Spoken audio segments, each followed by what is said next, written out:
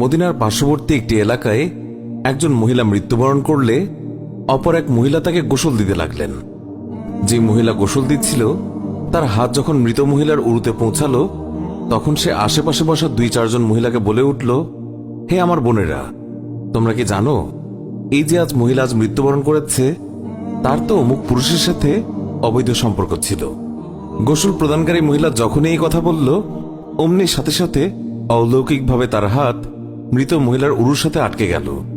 পাশের মহিলারা ওই মহিলার হাত ছুটানোর জন্য অনেক টানাটানি করল, কিন্তু কিছুতেই ছুটাতে পারল না।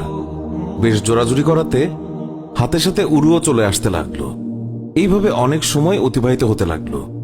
মৃত মহিলার আত্মীয় স্বজনেরা বলতে লাগলো, বিবি, এই যে দ্রুত গোসল শেষ করুন, সন্ধ্যা হয়ে আসছে, জানাজা শেষে আমাদেরকে দাফন করতে হবে। মহিলাটি বলল, আমি তো তোমাদের মৃত মহিলাকে ছাড়তে চাই, কিন্তু সে আমাকে ছাড়তে চায় না। এইভাবে রাত হয়ে গেল আর তার হাতও উরুর সাথে আটকেই রইল। ভোর হলো, কিন্তু ওইভাবেই রইল। তখন সমস্যার জটিলতা দেখে মহিলার পরিবারের সদস্যগণ উলামায়ে কেরামের কাছে গেলেন এবং একজন আলেমকে বললেন, মৌলভী সাহেব, একজন মহিলা অন্যজনকে গোসল দিচ্ছিলেন, তখন তার হাত মৃত মহিলার উরুর সাথে আটকে গেছে, এখন কি করা যায়?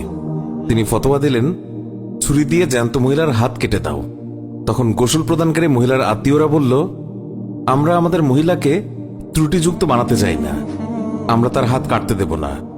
সবাই অন্য মৌলভীর কাছে গেলেন, তাকে সবকিছু বললে তিনি বললেন, ছুরি দিয়ে মৃত মহিলার গোশত আলাদা করে দাও।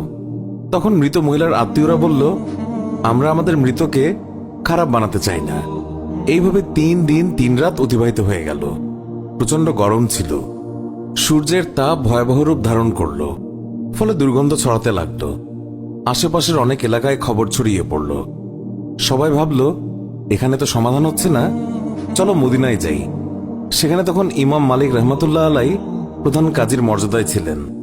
লোকেরা মালিক রহমতুল্লাহ আলাইয়ের দরবারে পৌঁছে বলল, হজরত, একজন মহিলা অপর একজন মৃত মহিলাকে গোসল দিচ্ছিলেন, তখন তার হাত মৃত মহিলার উরুর সাথে আটকে গেছে, ছাড়ানোই যাচ্ছে না।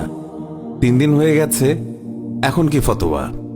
ইমাম মালিক রহমতুল্লাহ আলাই বললেন, আমাকে সেখানে নিয়ে চলো। সেখানে গেলেন এবং চাদর দিয়ে আড়াল দেয়া হলো। তারপর পর্দার ওপাশ থেকে দাঁড়িয়ে গোসল প্রদানকারী মহিলাকে তিনি বললেন, বিবি, যখন তোমার হাত আটকে যায় তখন তুমি কিছু বলনি তো?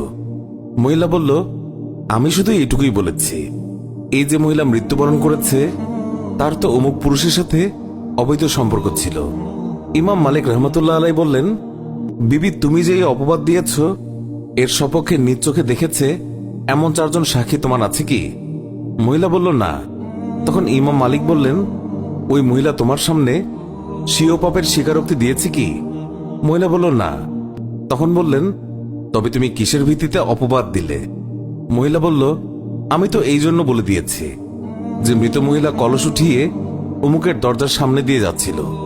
এই কথা শুনেই ইমাম মালিক রহমতুল্লাহ আলাই সেখানে দাঁড়িয়ে পুরো কোরআন শরীফের প্রতি দৃষ্টি দিলেন এবং বললেন, কোরআন শরীফের মধ্যে এসেছে, যারা সতী সাধ্যের প্রতি অপবাদ আরোপ করে অতঃপর সপক্ষে 4 জন পুরুষ সাক্ষী উপস্থিত করে না, তাদেরকে 80টি বেত্রাঘাত করো।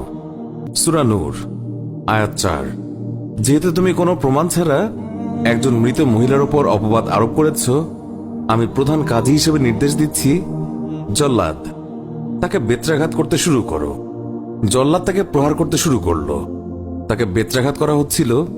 70টি বেত্রাঘাত মারা হলেও হাত পূর্বের মতো আটকেই রইল। 75টি বেত্রাঘাতের পরেও পূর্বের মতোই রইল। 79টি বেত্রাঘাতের পরও হাত উরুর সাথে আটকেই রইল। অতঃপর যখন 80টি বেত্রাঘাত সম্পন্ন হল, অমনি হাত উরু থেকে এমনিতেই পৃথক হয়ে গেল। আল্লাহ আমাদের সবাইকে হেফাজত করুন, অন্যের গীবত গাওয়া থেকে মুক্ত করুন, আমিন। আল্লাহু আকবার। আল্লাহ পাক আমাদের সবাইকে হেদায়েত দান করুন।